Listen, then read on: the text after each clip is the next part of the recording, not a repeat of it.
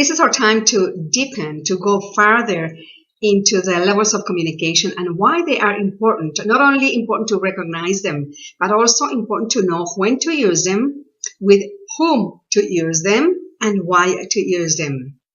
Now, be aware that I'm not saying that we have to choose where these levels are chosen, but being aware, being present, really allow us to put ourselves out at a specific time with specific people and for a specific reason.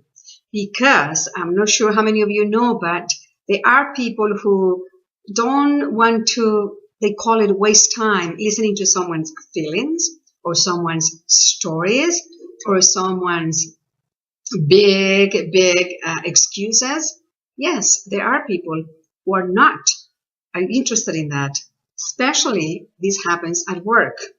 And that's what we talk about, different types of personalities. And again, don't want to put people into boxes, but just being aware of that.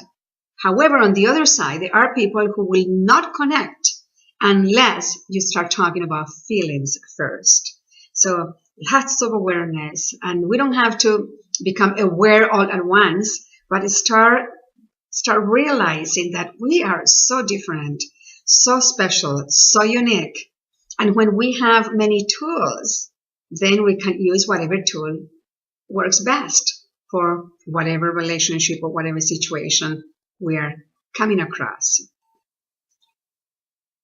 So let's say that most of us are aware of how to communicate in levels 1, 2, and 3, which is facts, opinions, and experience. Many of us know when we've come from work and we have shared with the people around us about something that happened and whether we liked it or not, and we describe some of the facts. So that's when we use facts, opinions, and experiences. And then we get into the next level, which is feelings. And yes, some of us also do that. We could say, well, I felt scared, I felt excited, I felt enthusiastic, I felt annoyed, I felt distressed. As much as some people that I'm familiar with.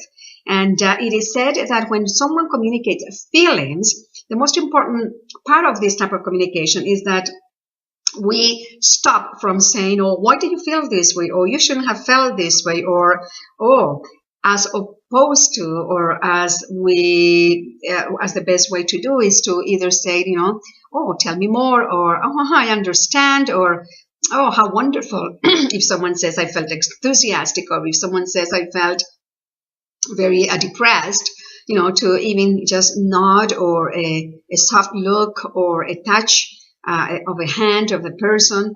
And yes, feelings is a very interesting area of communication because, number one, they're not to be invalidated, they're not to be corrected, they're not to be suppressed, and they're not to be fixed. In communication, as someone is connecting with us, our purpose as a receiver is to connect with that person, and we could use empathy, which is another course. But empathy means that we put ourselves in someone else's shoes. Doesn't mean that I'm going to feel the pain, but that I understand the pain or the joy of that person. And let's go to one that I'm very interested in talking about, which is how to communicate needs. And the reason I'm very interested about this topic is because we've found out throughout leadership and communications that not knowing how to express our needs is the root of behaviors such as being aggressive or being passive. And we're going to talk about it in a minute because I'm going to bring some graphics. So let's quickly look at these 3 levels. We talk about the first one, facts, the second one, opinions, and the third one, which is experiences. And let's get into the feeling and needs, which are, I would say, one of the most avoided types of communication, mainly because these type of communication make us vulnerable. And I want to talk from my own experience. I rarely use these 2 areas, and I am learning more and more and more the importance of really bringing those into my communication, especially with certain type of people. We don't have to use these areas with everyone. In fact, some of you understand that at work there are or companies are going through understanding the different types of personalities. And they are, for instance, there are managers who don't want to hear anything about feelings. And of course, sometimes you don't want to hear about feelings because talking about feelings takes time. Yes, it does take time.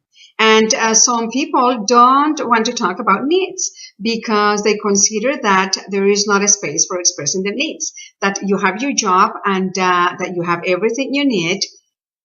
And of course, here's the realization. More and more in communication and communication for companies, for organizations, for families, we're saying, let's learn, let's explore these two areas, communicating feelings and communicating needs, so that we can really connect at a different level, so that we can connect at a more authentic level. Because often when we only talk only about opinions and facts and experiences, we're only touching the surface, really, of what a person is feeling or what they really want to convey or what is happening really within.